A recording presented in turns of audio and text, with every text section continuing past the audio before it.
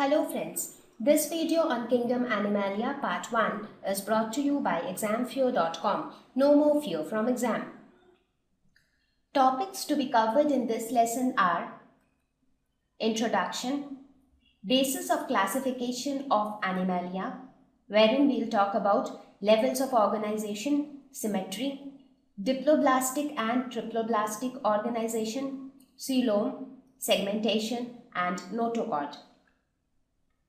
We'll talk about the different phyla, that is Porifera, Coelenterata, Platyhelminths, Nematoda, Annelida, Arthropoda, Mollusca, Echinodermata, Hemichordata and Chordata.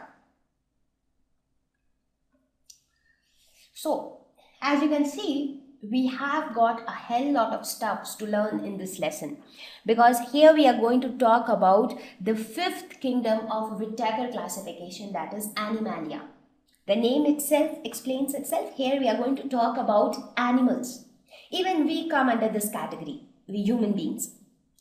So we'll actually see that we have got such a wide variety of animals, starting from a small animal to huge animals, and we are going to talk about each of them here. So whether you talk about a small insect or a small mosquito, or you talk about a giant elephant, so everything will fall under this kingdom. So we really have a huge number of species or huge number of animals to be studied here. So let us see. So first let us talk about the basic characteristics of this kingdom. Like as I said just now, that we have got a huge diversity inside this kingdom, but there are certain features which are common to all the organisms which belong to this kingdom. So let us first jot down those few basic characteristics which define the kingdom Animalia, or the presence of these characteristics make the organisms fall under the kingdom Animalia. So what are those basic characteristics? First is they are eukaryotes, obviously. That is, their cell, any animal cell will have all the different cell organelles with distinct membranes around each of them, and they also have a distinct nucleus. So all the organisms which fall under kingdom Animalia are eukaryotes. The next feature is multicellular. All organisms are made up of multiple cells. So as we all know that unicellular organisms were the very simpler organisms like the bacteria. So they were all unicellular. But in animals, they are all multicellular. Heterotrophic. That is, they depend on others for their food. They cannot prepare their own food. So by now you all know what do I mean by cannot prepare their own food. It is not that you are preparing biryani in your house and you say that I am capable of preparing my own food. It is not like that.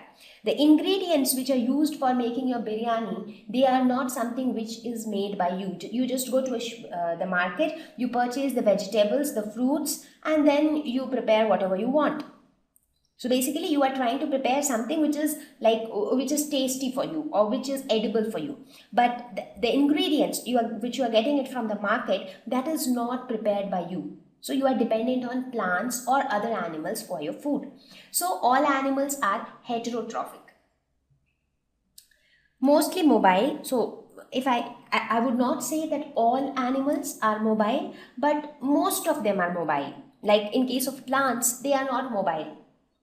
Right? They cannot move from one place to another. So they will remain at one fixed place.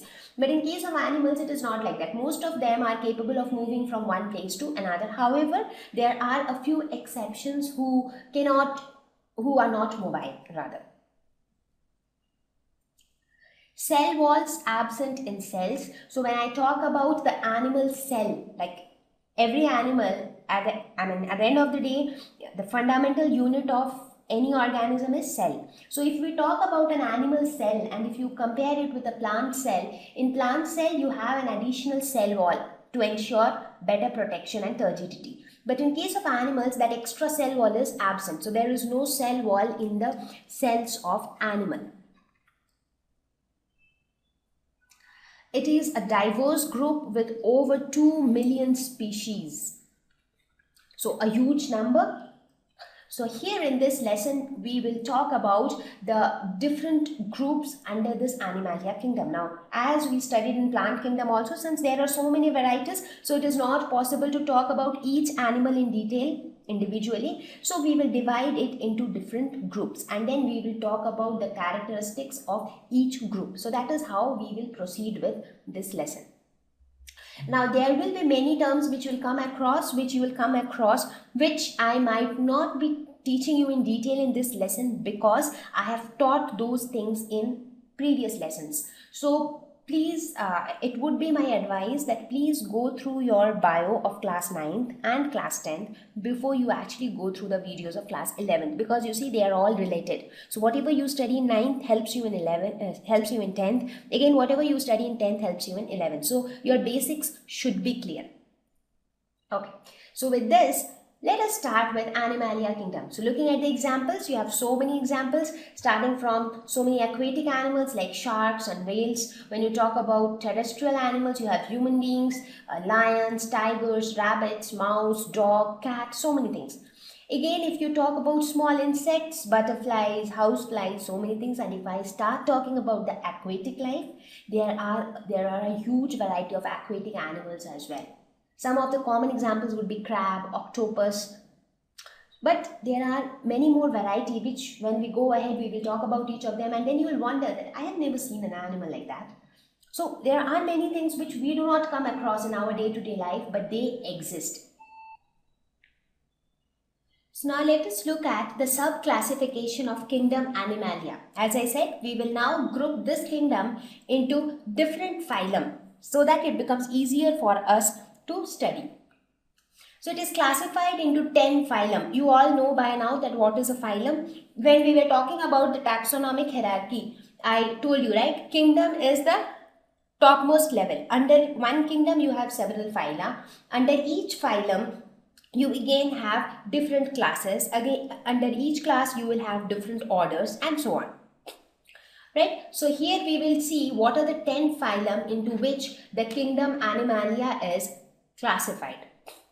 First is Porifera, Coelenterata, Platyhelminths, Nematoda, Annelida, Arthropoda, Mollusca, Echinodermata, Hemichordata, and Vertebrata.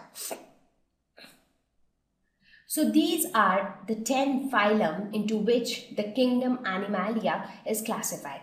Okay, so here a small correction here. It is not Vertebrata. Rather it is Chordata.